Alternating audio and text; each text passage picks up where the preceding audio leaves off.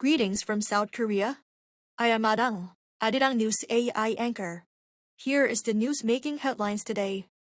President Lee Jae-myung and Brazilian President Luiz Inácio Lula da Silva held talks in Brasilia on Monday. The leaders adopted a joint statement building on the 4-year action plan agreed in February. The focus was on resuming negotiations for the Korea-Mercosur trade agreement. Lee and Lula also agreed to strengthen strategic cooperation in resources and energy to diversify supply chains. The two sides signed 7 memorandums of understanding covering areas including space and industrial technology. President Lee will hold a Korea-Brazil Business Roundtable in Sao Paulo and meet with the Korean community on Tuesday. Extreme market volatility gripped Korean financial markets on Tuesday, with the benchmark KOSPI plunging by 10.84% to close at 6,023.66. The tech-heavy Kosdaq also suffered heavy losses, tumbling 7.72% to end at 705.85. During intraday trading, as losses rapidly surpassed 8%, a level 1 circuit breaker was triggered to halt operations on both markets.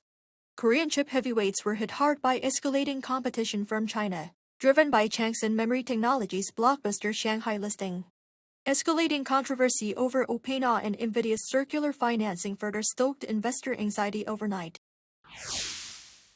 The Korea Meteorological Administration has said heatwave alerts remain in effect across most of the country.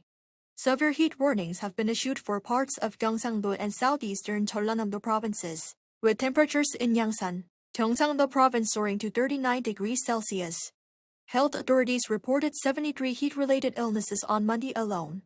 Since the seasonal monitoring system began on May 15, a total of 1,482 people have suffered heat-related illnesses, with 9 deaths recorded. Forecasters say the worst may still be ahead with both the North Pacific High and the Tibetan High dominating the atmosphere over the Korean peninsula. A Gulf source has told Reuters that Oman has put forward a new proposal to Iran, a joint regional mechanism to manage the Strait of Hormuz, funded by voluntary fees from the countries that use it. It's modeled on the Strait of Malacca, and under the plan, Iran would no longer hold sole control of the waterway. The proposal comes after a fragile pause in fighting. The U.S. suspended its air campaign against Iran over the weekend, raising hopes that shipping through the strait could resume. President Trump says talks with Tehran are now underway, but Tehran is pushing back. Iran's foreign ministry says there are no current negotiations with Washington. Korea saw more than 10.7 million foreign visitors in the first half of this year. According to the Culture Ministry on Tuesday, the number of foreign visitors rose 21.3% from the same period last year. The ministry said that tourism spending also increased. Credit card by foreign tourists surpassed $6.8 billion for the first time. The milestone was reached about 3 months earlier than last year, when tourism spending did not hit that mark until September. By country, China accounted for the largest number of visitors with 640,000, followed by Japan with 340,000, and Taiwan with 220,000. That is all from me today.